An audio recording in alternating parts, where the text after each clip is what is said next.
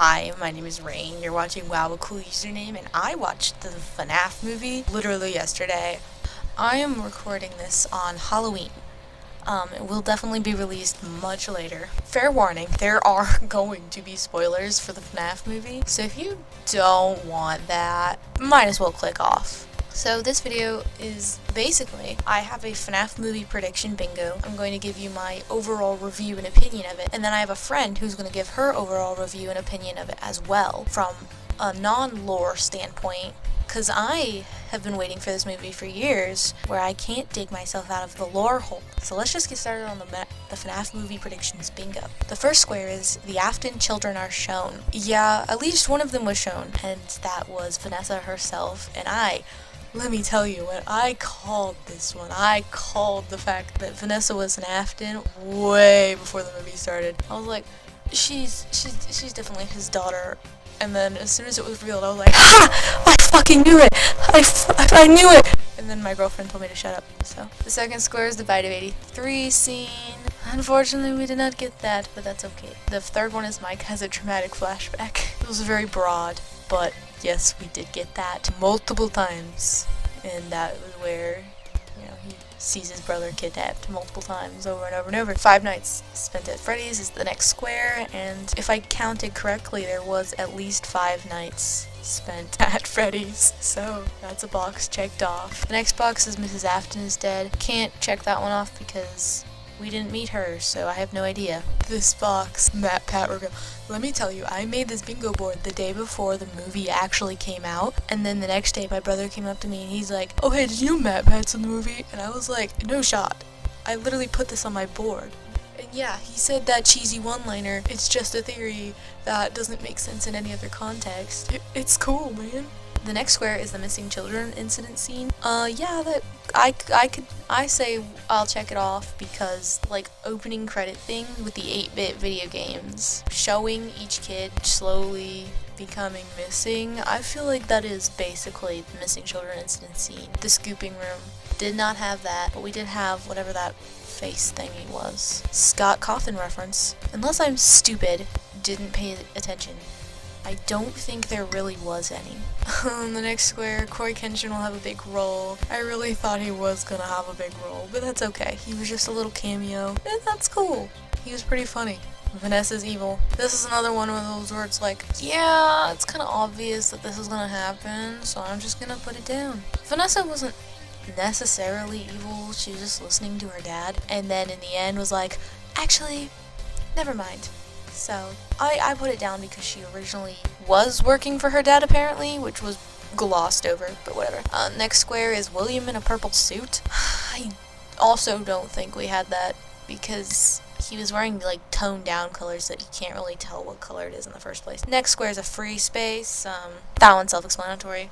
Next square, Golden Freddy. I had that one because honestly, I just knew it was going to happen, and I knew he was in because of the trailer, so I might as well just put him on there and get myself a free square. Abigail is somehow an Afton? I don't know, I think I wanted Mike to have some sort of connection to William Afton somehow. It's okay we didn't get it, and Abigail is not an Afton, but that's okay. It was a reach. Next square, William wants Mike dead. That one was not a reach. That one was pretty obvious, let me tell you, that one was obviously going to happen. Duh. Next square, Hurricane Utah mentioned. Again, if I am not a complete dumbass and I don't pay attention to things, because I'm pretty sure I paid pretty good attention because I knew to look for something that would mention this town, and I didn't see it. So, unless I'm stupid, I didn't see it, so I'm not being able to check off that box. Next one, Mike dies, but not really. Pretty sure that's not going to happen to Mike, but, based on the fact that we're pretty positive we're going to have 2 more movies, I'm pretty sure that's how it's going, that William will be the one not dying. I put this one for shits and giggles, but yeah. He's right behind me, isn't he? We never got that one. That's something I kind of expected not to happen anyway. Jeremy Fitzgerald, I don't think... There was a character named Jeremy, but I don't think it was Fitzgerald, and he also didn't have a big role, so I don't think it would be necessary to cross it off the spot. And the reason I didn't get a bingo, Henry Emily, question mark. Yeah, just thought maybe at least once there'd be a reference, at least a reference. Next square, Circus Baby. I crossed this one off because the Circus Baby looking animatronic they were gonna have Abby stuffed into, that's kind of looks like Circus Baby, so I'm gonna cross it off. And honestly, it's a very interesting look. I like how it looks, and I know it's supposed to be like a reference to Circus Baby, and so that's kind of why I crossed it off. The next one, Mike is revealed to be an Afton, which goes along with the Abigail one as well. It's a shame, it's okay. He's just a Schmidt, that's okay. And this one, I had a feeling was definitely going to happen. Some sort of callback to the games, from the 6 a.m. beeping clock to the like weird sound, the bzzz sound that the doorbell made whenever Vanessa was like buzzing in to get in, from obviously the missing children's incident, the 5 nights spent at Freddy's. Pretty sure the training videotape was pretty similar to Phone Guy's little spiel at the beginning of the games. And our final square is, was that the Bite of 87 victim reveal? Maybe we'll get that in some of the next movies. I'm excited. I have been waiting for this movie for years, and also I'm very easy to please. Not much going on in my little pea brain in terms of that. Anything to do with my special interest, I'll most likely enjoy. And there aren't any movies out there that I dislike. In terms of lore, oh my god, there was a lot going on. I fucking hate Balloon Boy. Let me tell you, he was the only thing that was actually genuinely scary. Like, his jump scares were the only thing that genuinely scared me, because I'm like, at this point I'm just so used to FNAF jump scares that I'm like, oh, ha, ha. Even in the games, hate him. Nobody likes him. I hope he dies. Anyway, Foxy, let me tell you, his little humming, I loved it. Bonnie is a silly little guy. Then there's Chica, badass. Freddy, I was expecting him to do I don't know why I was expecting him to go my little Freddy here, he went to the movies with me and he saw it, so he got to see his big brother on the screen. Sai, what was your opinion on the movie? Hey, that's a bunch of baloney, Jack. Apparently he did not like the movie. I know my friend didn't like it, and she's also going to be reviewing the movie in the video. Well, it doesn't have to be the exact same storyline as the games. I'm so glad that it's not the exact storyline as the games, because then it would just feel like a cheap remake. Because the books, they're not like a remake of the games exactly. It's kind of set in an alternate universe, and I like how the movie is kind of set in an alternate universe. Well, it still has its parallels, from Abby kind of being similar to Elizabeth Afton, Garrett obviously similar to the Crying Child, and Mike being similar to Michael Afton. And then there's obviously William. Vanessa, I honestly don't know what her parallel is. There's clearly more to the story, especially with the little ending credit part where it played the Marionette song, where we know something's gonna have to happen with Charlie as well, or at least a parallel version of her in this universe. It's so fascinating to me, because I'm like, what's gonna happen now? I'm gonna have to make a whole new prediction bingo, but I'm gonna have to wait until they like officially announce it and there's a trailer and whatnot. The whole dream theory with Mike and how he used his dreams to communicate with the dead children. Oof, it was beautiful. Like, literally, like, what they did to him in his dreams somehow affected him in real life. And I know people were like complaining about the little fort thingy that they were doing, where they were building a fort with the animatronics, and I'm like, honestly, that was kind of cute. We don't need horror and angst all the time. Like, yes, that's what the franchise is built on, but sometimes you need a break. Like, it was really cute, and honestly, I would not have asked for anything more, because, yeah, it's really cute, and I liked it so much. Bonnie will forever and always be my favorite animatronic, and he was so silly in this, oh my gosh. Let me tell you, I had the hugest shit-eating grin on my face when we were watching it. Oh my god, I would not stop talking. My girlfriend told me to shut up more than once. Let me tell you, apparently I'm annoying. Springtrap, he fucking kicked Mike in the stomach, and I said, damn, and the whole theater laughed. So, you know, I made the whole theater laugh. So, you know, I'm special now. Matt Pat's little scene, oh, that was great. He's funny. I like Matt Pat. I don't have much in terms of theories because, again, my pea brain interprets things weirdly. This video is all over the place. I don't have a script. I'm just saying things that come to mind. I feel like waiting like 9 years for a FNAF movie is definitely paid off. I know a lot of people were expecting like a remake of the actual like canon game lore, but I feel like a divergence from the canon is sometimes good too, because you get a fresh perspective on the story. Scott Cawthon couldn't have said it better himself about like how the books and the games are connected. They're like two parallel universes, but they're also the same at the exact same time. I forget how he said it. It's so fascinating, and I love the movie so much, and it's my new favorite movie of the year, and I will rewatch it till the day I die, I swear to God. And I am too far into the lore to get away from it. Honestly though, it did have a lot of negative reviews, and I understand, because it's not going to be everyone's cup of tea, but you know, that's okay, it's alright. And honestly, I don't know what else to say, so I'm going to just hand it over to my friend, who is kind of reviewing it from a horror movie like expert standpoint and viewpoint, and how she felt about the movie, because she has a completely different, stark contrast reaction to it than I did. Like, I could hear her in the theater and she's like, ugh, Vanessa's so fucking stupid. I'm like, I don't know what's wrong with Vanessa, but you know what, we're different people and we have different opinions, and that's okay. I'm putting her in my video because she's cool, so this is my friend. Hi, I'm Parry, and thank you so much to Rain for letting me on her channel. What a special occasion. The Five Nights at Freddy's movie finally dropped after years and years of the writer, the creator, throwing out multiple scripts, not wanting it to be released because he didn't think it was ready. But this was the movie he wanted to put out, at least I think. And it was really mediocre. I did not care about it whatsoever. And here's my take on it. So first of all, one thing to know about me and why she invited me on her channel is because I don't know the lore as well as her. Rain knows the lore inside and out, like the back of her hand. For me, however, I personally know the basic idea of what the game is like, the basic lore, but I don't really know too much about the games. Like, I played through some of them, but I don't know it as well as she does, and so that's why she wanted me on that, to get a different perspective, and this is how I feel about it. First of all, I want to say what I liked, because what I can say about the film was it was visually good. It looked gorgeous. Like, the setting looked exactly like the games. Every artwork or piece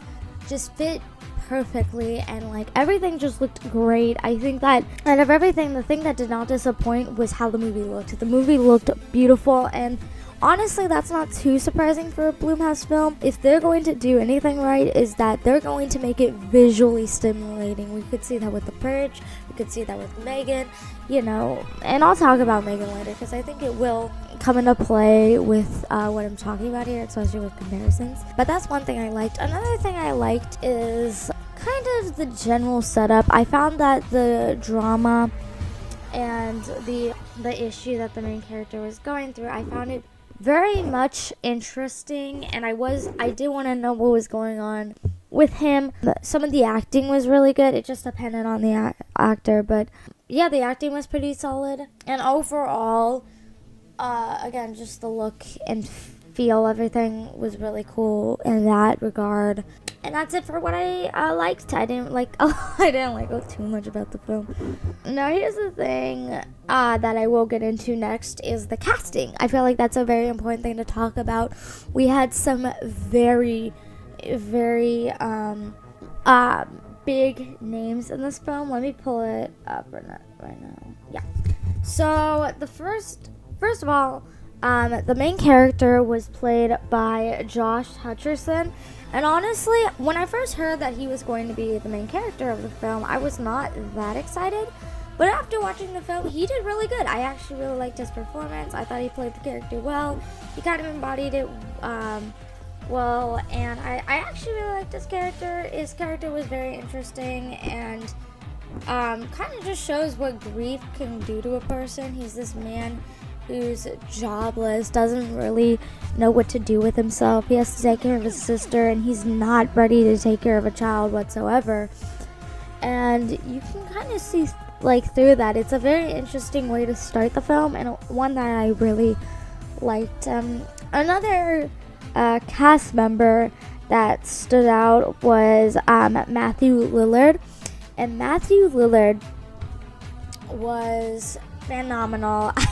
But honestly, I just really like Matthew Lillard in general. He played, obviously, everyone knows him from the live action Scooby-Doo, in which he played Shaggy, obviously. But another thing that comes to mind was he was also in Scream. So he's kind of already someone who's been in a horror movie.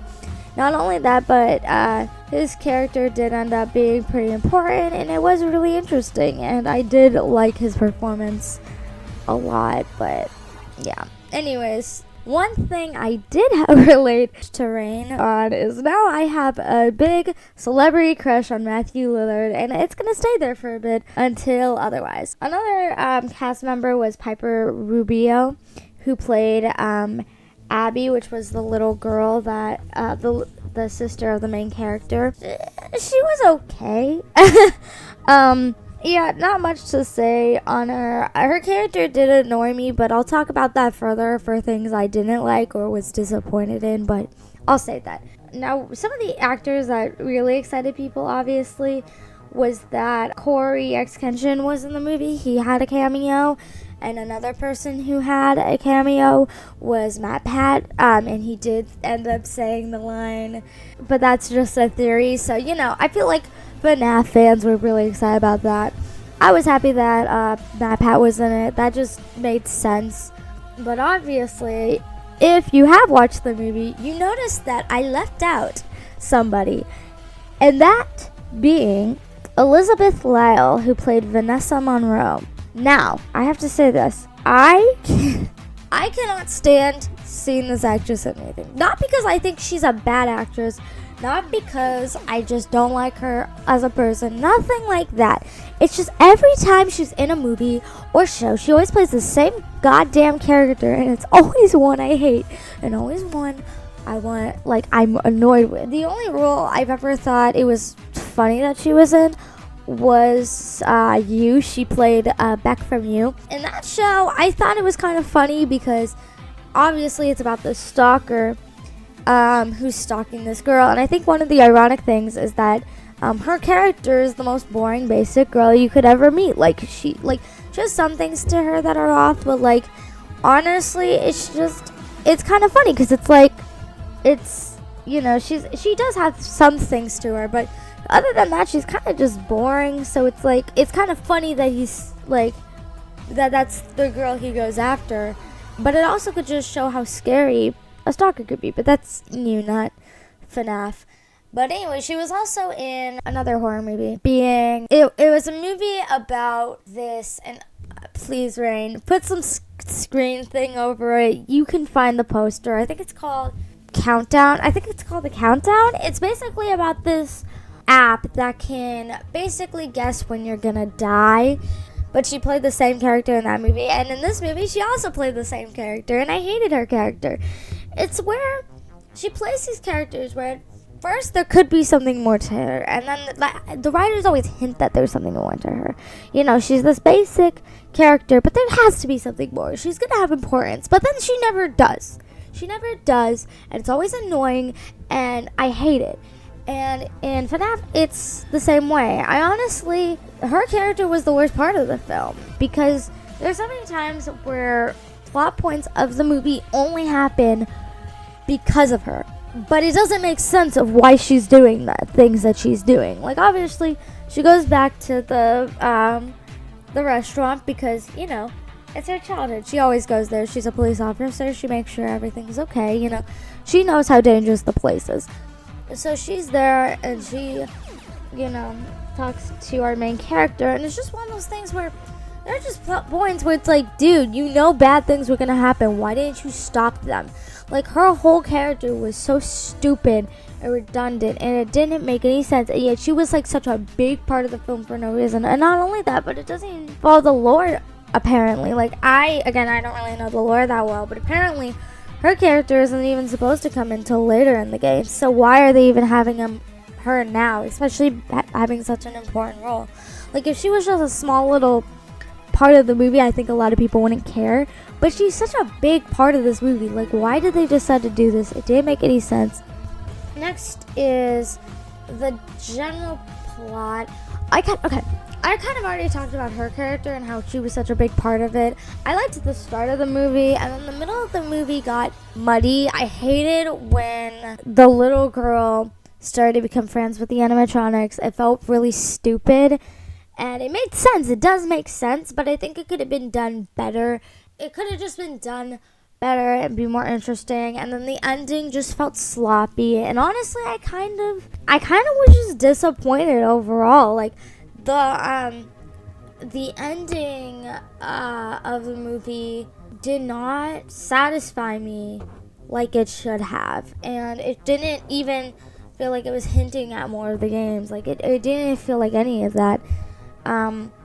So let's talk about disappointments. Just general disappointments I really want to get out of the way. I'm a horror fanatic. That's one thing I must talk about. This movie should have had more gore. And I'm not just saying that because I like horror movies and I like when a movie's a little bit more gory. I just feel like the original game was so gory and so dark and gritty, and I wish that would have been in the movie. I wish that same thing would have been there because it would have made it so much more interesting or like scary, because like this movie doesn't even go into suspense too well. Like you get excited over something, it's like, oh, they're coming, the animatronics are coming, but if they didn't have the gore to back it up, then it wasn't great. Like for instance, there's the spring trap scene at the very end where the spring trap is crushing the guy. This is the most terrifying part of the game. Terrifying. This scene is horrific, and guess what? It's not that great. It's okay. It's pretty good. It's exciting to see for the first time, but like, dude, I wanted blood. I wanted gore. I wanted to crush him from the inside out. That's like the idea. Or there's the part at the start of the movie where the Freddy Fazbear mask is going over him, and it's like blades, and it's like it cuts the guy's face off. And we see the aftermath, but we never see it during. Like, I would have liked just like some blood splatter. That's it. Just some blood splatter. Doesn't have to be that much. And there was some gore, but it was like really tame. And I wish it would have just been more gory and gritty, and it would have been more interesting. Another disappointment is the little girl. The little girl's character, I feel like, could have been handled more properly, because what ended up happening was she just made the movie feel more kiddish. And I get the idea that, it's a game that a lot of kids really like, but I feel like the game wasn't made for kids. It never was. It was always gruesome and dark. Kids just attached themselves to it easier because of how pretty it looked. And it's just one of those things where it's disappointing to see it so dumbed down to a point where it's like hard to enjoy it, because like there are just some parts that just it felt like I was watching a movie for children and not a movie for my age demographic. Because what I feel like the movie should have done is aim towards like that teenage range, like a teenage to early adult range, since that was most of the people who grew up with that game. That just makes sense to me, making it more like that. Like that's what the Barbie movie did, for instance. It decided that it wasn't going to go for the kids, it was going to go for the adults who played with the dolls when they were younger. And FNAF should have done the same thing, where they aimed for older teens, like teenagers to early adults. That just would have made sense, and yet they didn't do that. It feels like they aimed towards 13, 12, 10-year-olds, like 10 to 13-year-olds, and it just doesn't work, and I don't like it. And yeah, another thing is cut Vanessa out. She did not need to be there, and yet she was such a drastic part, but I feel like the movie would have been more interesting if she wasn't there. Mostly what I had to say. Last thing I want to do is compare it to the big event movies, because there were so many this year. I just want to say that for 2023, event movies have been such a big part of this year, and it started off little, like, Megan was a pretty big hit. Everyone wanted to see that scary doll, and I wouldn't say that was a big event movie, but it was still a movie. The Mario movie was a big event movie, and while that one was pretty good, I still think it's one of those movies that's like, you kind of have to be a Mario fan to enjoy it. But like, let's be honest, everyone's a Mario fan. It was a pretty good movie. It was really good for Mario fans, not if you weren't a Mario fan, but like, still for the fans. There was also Barbie, which is probably the best event movie of the year. That movie was fantastic. It was like, I feel like that was life-changing. That movie will I feel like for years to come, that movie will be, very famous for that reason. Like, people will still be talking about this movie 5 years later. Like, I feel like Barbie will be one of those movies. And Oppenheimer was put out. That's one of the, best historical films I've ever seen. Like, all these big event movies come out. And I hear that Five Nights at Freddy's coming out. And I'm seeing all these event movies lined up after, each one. And I get really excited because I got really excited because I saw so many great event movies this year, and this movie was not that great. It was so disappointing because I've seen so much, and I want to compare it to specifically Megan, because I feel like even though Megan wasn't as good as people thought it would be, it's still one of those movies that it's a Blumhouse film. First of all, that's one thing you can compare it to Five Nights at Freddy's. It's a Blumhouse film, and it also is a movie that relies heavily on the uncanny valley of everything. It decides that it's not that gory of a film, but it's very uncanny valley. That's the one thing that makes the film so interesting. And I feel like fnaf could have been more like Megan in that regard, because even that film was better. It's really sad. But another thing about Megan too that fnaf didn't do is it showed its violence. It showed its gore. And it was still PG-13. There was a scene where the doll was murdering people in an elevator. That scene was so gory. And yet, that wasn't a PG-13 film. If they wanted to keep it for that age demographic, they could have. It's just one of those things where I feel like they were worried about it. And the movie's so disappointing. And not only that, but I think it's not the best when it comes to lore. And anyways, thank you so much to Rain for letting me on her channel. It's been a pleasure talking to all of you, and if you want to see more of me, just beg Rain for me to come back on her channel. That's all you need to do. Just leave a comment basically being bring Parry back, she's better and amazing, and yeah, that's it. Bye bye. And I hope you all have a really good day and night and whatever time you're watching this. Please don't hesitate to like or subscribe or whatever, comment, I don't care. I hope y'all have a good day, and bye!